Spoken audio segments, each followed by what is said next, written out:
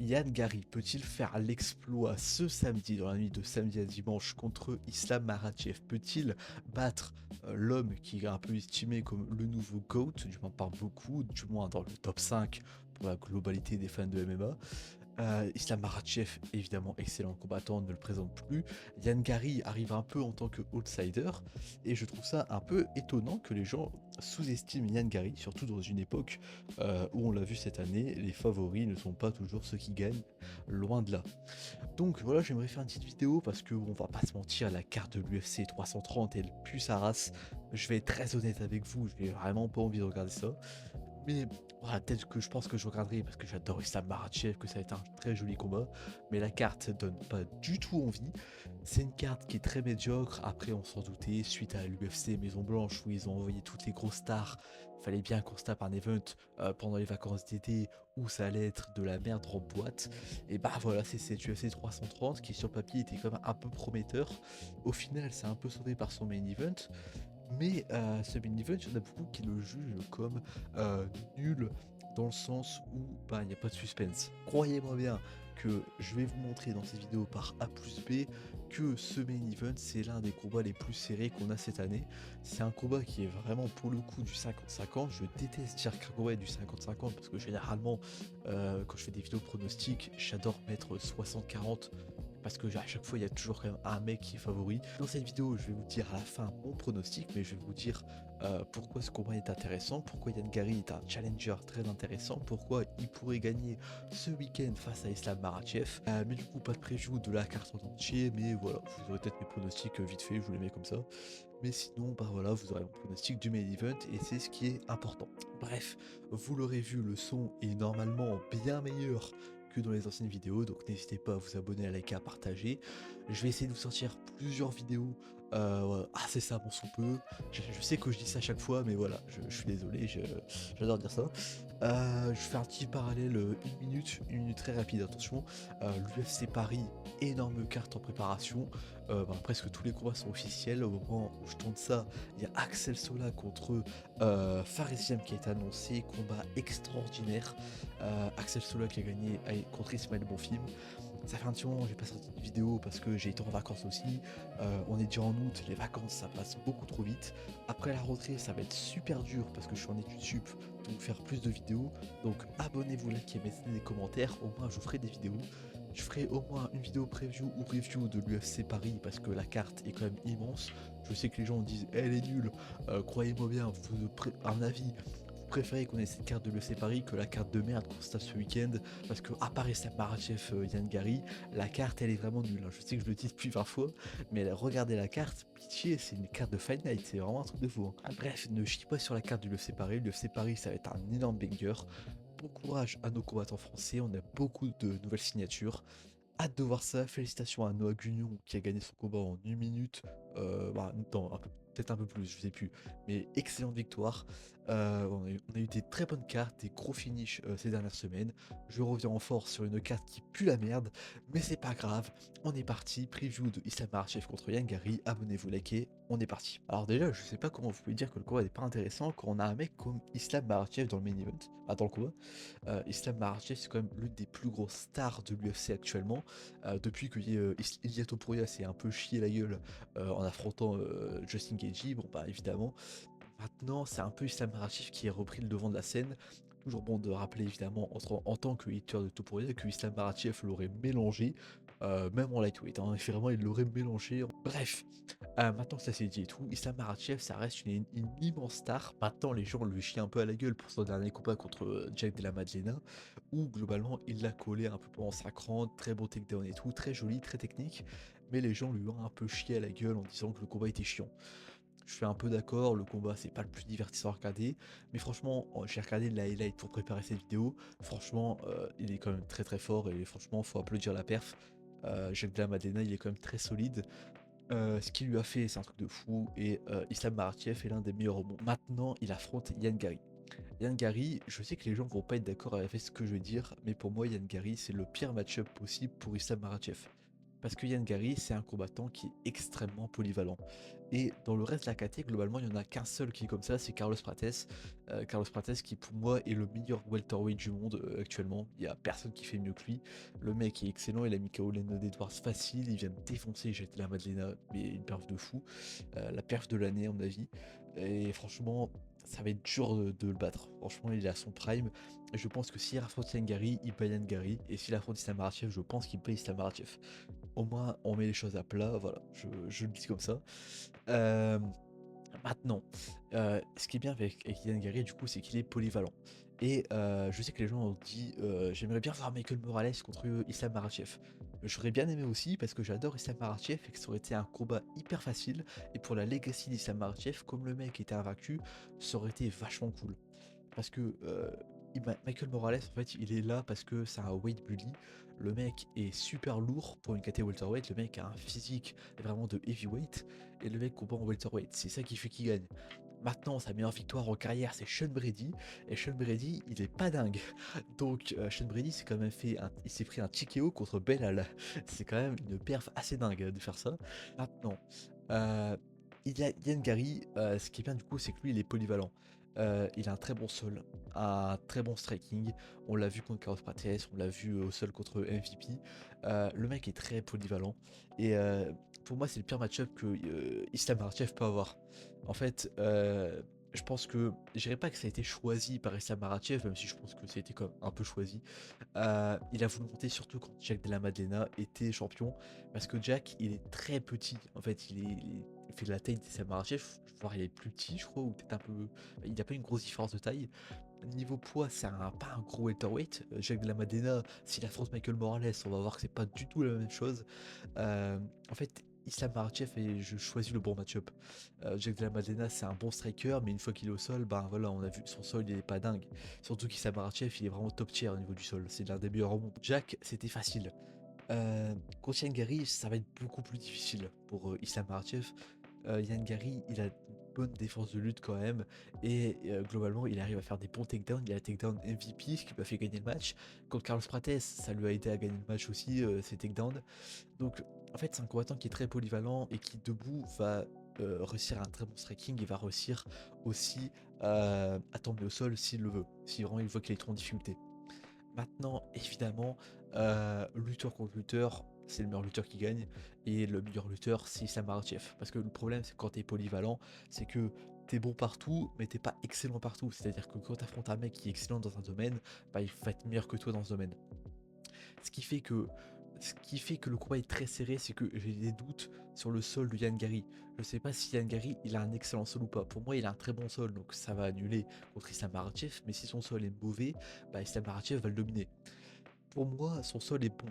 Ce qui fait que comme son sol est bon, euh, si son sol est bon, qu'il arrive à contrer les takedowns defense, là, qu'il arrive à faire des takedowns defense, donc qu'il arrive à contrer les takedowns d'Islam Makhachev, le combat bascule dans un autre domaine. Et ça, globalement, on va le voir direct.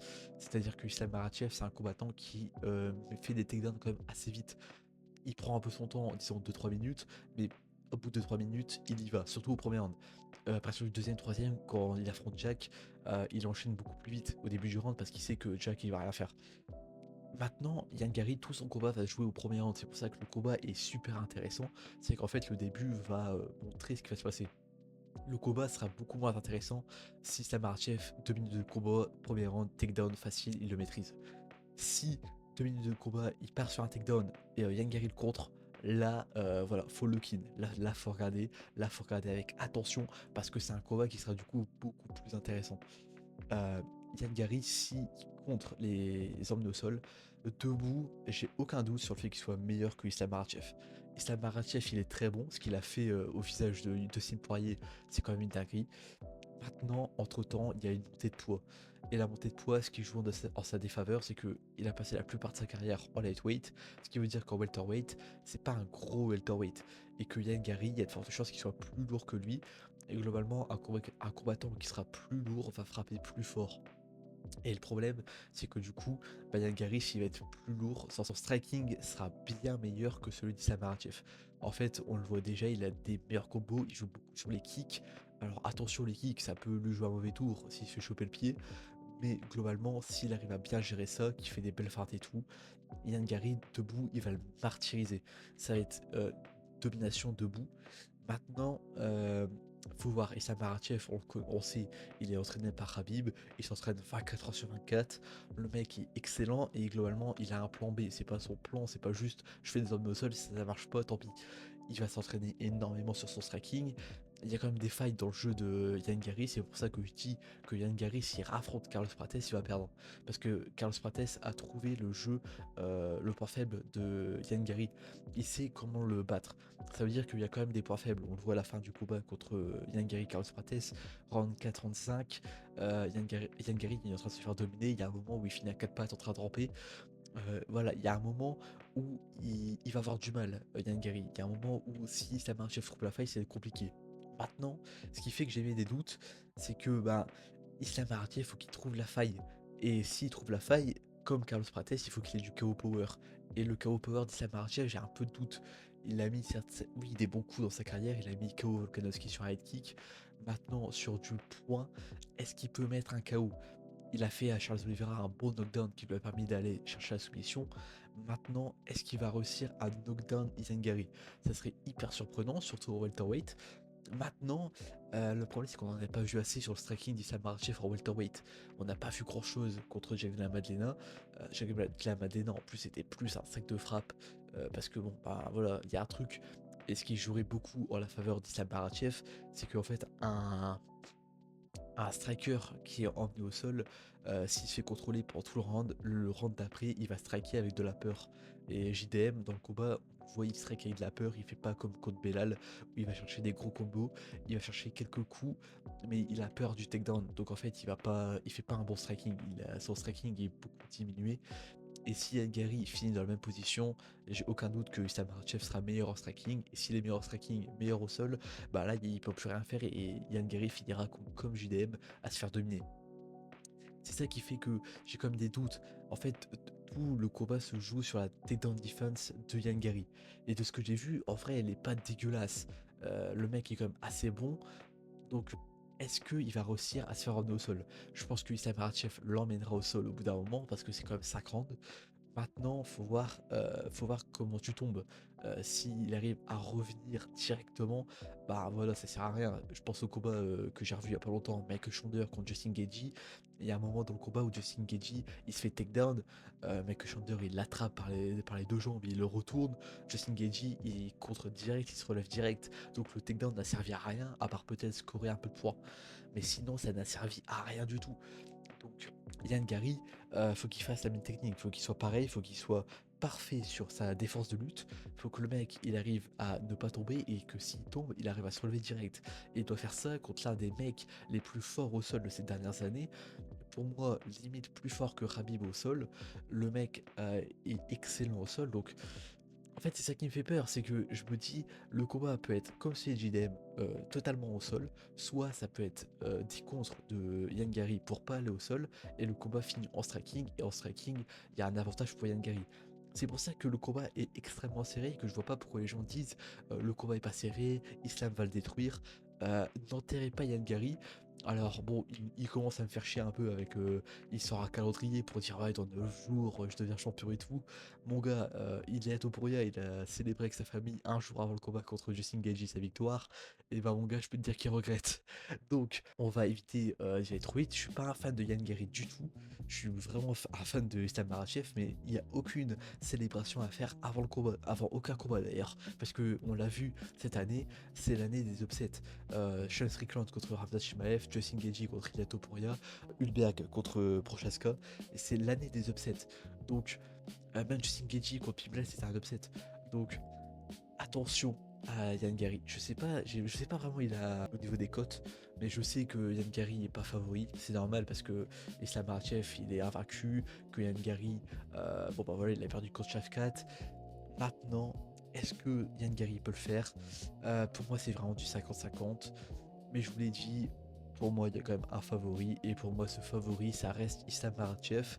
Pas que je le préfère, juste que ça me paraît un peu plus logique de miser sur un Islam Makhachev qui aura des takedown defense qui aura C'est un peu plus logique de miser sur un Islam Makhachev qui a des takedowns très efficaces, qui a vraiment le timing. On l'a vu contre JDM, on l'a vu contre tous les adversaires qu'il a affrontés.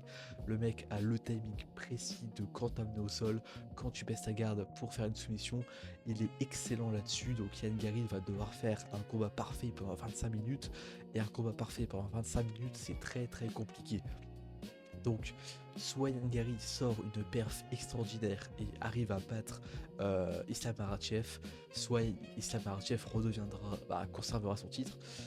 Pour moi, le combat ira à la décision. Islam Makhachev va gagner la décision.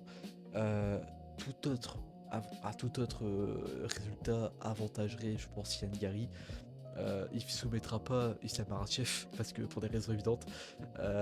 Mais pourquoi pas le mettre KO, c'est pas impossible. Si le combat reste en striking, que Islam Makhachev n'arrive pas à le mettre au sol, il a des excellentes feintes sur des head kicks. Tel que ça peut le sonner Islam Makhachev, tel que ça peut le sonner et que Ian Gary peut finir. Ça me ferait un peu chier, j'adore Islam Makhachev, mais bon écoutez, c'est le MMA. Et dans tous les cas, je pense que, comme j'ai dit, je pense que le gagnant ira affronter Carlos Prates dans le futur et que Carlos Prates finira champion welterweight parce que le mec est beaucoup trop fort et que je vois personne le contrer à part Islam Makhachev qui arrive à vraiment gérer tout sur la lutte. Mais s'il reste debout, là, contre Ian Gary, il y a des doutes sur le fait qu'il se prenne un KO. Contre Carlos Prates, si ça reste debout, c'est sûr qu'il y aura un KO. Donc, je vais pronostiquer pour ce combat une victoire d'Islam Makhachev et c'est vraiment un combat qui va être spectaculaire, un combat que je vous invite à regarder. Islam Makhachev Ian Gary, ça va être excellent. Bref, on se donne rendez-vous pour une prochaine vidéo dans pas longtemps normalement, enfin, j'espère, en tout cas je vous dis ça à chaque vidéo. Donc voilà, j'espère que je vais quand même réussir à trouver un créneau pour vous sortir une vidéo. Mais voilà, n'hésitez pas à vous abonner, à liker, à partager, ça m'encourage aussi à sortir d'autres vidéos. N'hésitez pas à mettre votre pronostic en commentaire. C'était Platy, bye tout le monde.